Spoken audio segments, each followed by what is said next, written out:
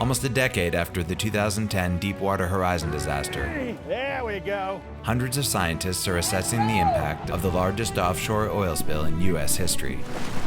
What follows are some of their stories, intimate portraits of research, innovation, and discovery.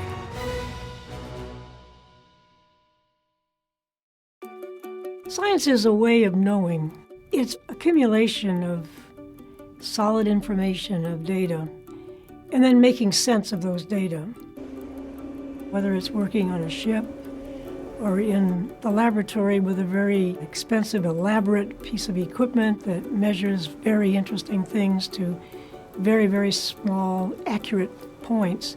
Did you guys measure the size of the seal on this one? Yes. I think we all feel a huge sense of obligation to make sure that we are coming with open minds and we're coming with a lot of energy to really focus, and that the scientific community continues to strive to get it right.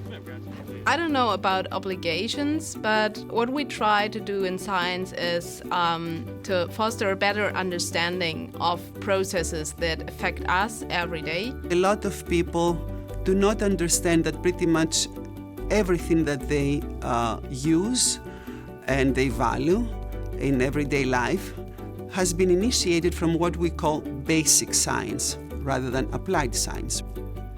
So investment in science in any community, in any country, in any group, and altogether globally is crucial for survival.